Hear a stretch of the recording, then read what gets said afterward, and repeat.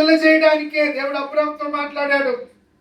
అబ్రాహాము దేవుని మాటను బట్టి వెళ్తా ఉన్నాడు. హల్లెలూయా. మరలా ఇక్కడికి వద్దాం ఒక్క నిమిషం. అబ్రాహాము దగ్గరికి వెళ్ళొద్దానండి. 24వ అధ్యాయంలో, ఆది కాండంలో 24వ అధ్యాయంలో మొదటి వచనం ఒకటి చాలు. అబ్రహాము బహుకాలము గడిచిన వృద్ధుడై ఉండెను, అన్ని విషయములలోనూ అబ్రహాము, గట్టిగా చప్పట్లు కొట్టి స్తోత్రం చెల్లిద్దాం. హల్లెలూయా. ఏమన్నా కోల్పోయాడు అబ్రహాము దేవుని మాట వినటం వల్ల? అన్ని విషయాల్లో ఆశీర్వదించబడ్డాడు. కాలం గడిచి కాలం చెల్లిన కాదు, వృద్ధుడయ్యాడట. అంటే అబ్రహాం ఏంటంటే, ఒక చెట్టు మీద పండు అది పూర్తిగా పండి నేలలో రాలిపోతుంటారు చూడండి, ఆకులు పూర్తిగా నేల, అట్లాగే తన జీవితం అంతా గడిపి దేవుడి నిర్ణయం అప్పుడు పరలోకానికి వెళ్ళాడు. హల్లెలూయా. ఏదో రోగం వచ్చో, యాక్సిడెంట్ అయ్యో, బలహీనత అయ్యో, మనశ్శాంతి లేక సూసైడ్ చేసుకోనో కాదు. హల్లెలూయా.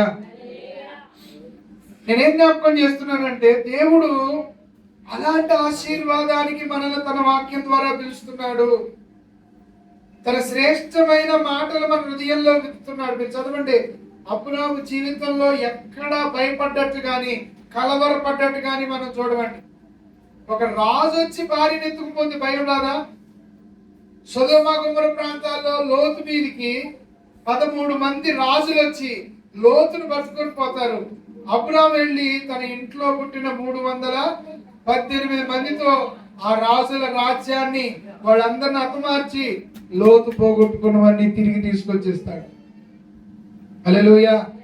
రాజులందరూ అంటారు, అబ్రాహాము మనుషుల్ని మాకు ఇచ్చేసి ఆ దోపుడు సొమ్మంతా నువ్వే తీసుకొని పో అంటే, అప్పుడు అబ్రాహాము అంటాడు, నేను వెళ్ళిన తర్వాత అబ్రాహాము అంత ధనవంతుడు అవడానికి కారణం ఏంటో తెలుసా? మా సొమ్మంతా తీసుకుపోయాడు. నీ వల్లనే అబ్రాహాము ధనవంతుడు అయ్యాడని మీరు చెప్పుకోవద్దు. కాబట్టి అందులో నేను పూచిక పుల్ల కూడా తీసుకోను. కానీ నేను వెళ్తా ఉంటే నాకు తోడుగా కొంతమంది వచ్చారు, నాకు సంబంధం లేని వాళ్ళు. వాళ్ళకి ఏదైనా కావాలంటే వాళ్ళకి ఇచ్చేయండి, కానీ నేను మాత్రం ఏది ముట్టుకోను. ఎందుకని అన్నాడు ఆ మాట? చెప్పండి. ఏదైనా మంచి విత్తనాలు ఎత్తుకున్నాడు లోపల. మీకు అర్థమైందా? ఇప్పుడు మీ దగ్గర ఒక 100 రూపాయలు ఉన్నాయి. ఎవరైనా ఒక 70 రూపాయలు 80 రూపాయలు అడిగారు, మీరు ఏం చేస్తారు? ఇస్తారా? దగ్గర ఉందే అదే. సారీ. హల్లెలూయా. ఇప్పుడు చెప్పండి, మీ దగ్గర 100 రూపాయలు కాదు, మీకు ఈ 100 రూపాయలు ఇచ్చిన వెంటనే 1 కోటి రూపాయలు మీకు వస్తాయి అనే ఇన్ఫర్మేషన్, అనే వార్త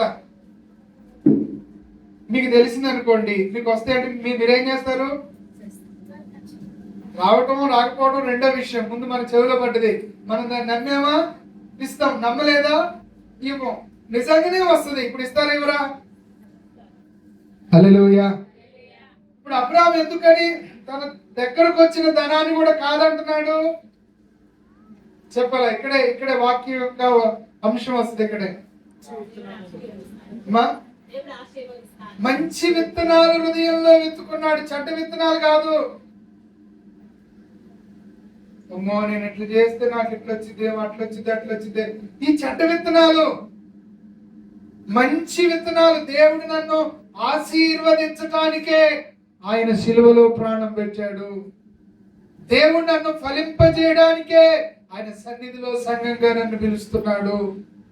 కాబట్టి నేను అభివృద్ధి చెందుతా, నేను ఫలిస్తా, నేను 100 వర్ధిల్లుతా అనే మంచి విత్తనాలు హృదయంలో లేకపోవడం వల్ల. హల్లెలూయా. హల్లెలూయా. చూడండి, ఈ మాట చదవండి. మత్తయి సువార్తలో 13వ అధ్యాయంలో 24. ఆయన మరి ఒక ఉపమానం వారితో చెప్పెను, ఏమనగా, పరలోక రాజ్యం తన పొలములో మంచి విత్తనములు విత్తిన మనుషుని పోలి ఉన్నది. ఆ మనుషులు నిద్రించుచుండగా శత్రువులు వచ్చి గోధుమల మధ్యను గురుగులను విత్తిపోయెను. మొలకలు పెరిగి గింజ పట్టినప్పుడు గురుగులు కూడా ఆగపడెను. హల్లెలూయా. ఇప్పుడు మంచి విత్తనాలు మన హృదయంలో విత్తబడుతున్నాయి.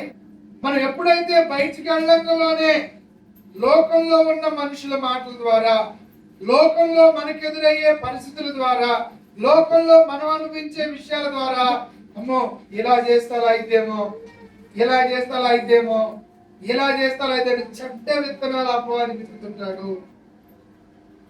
హల్లెలూయా.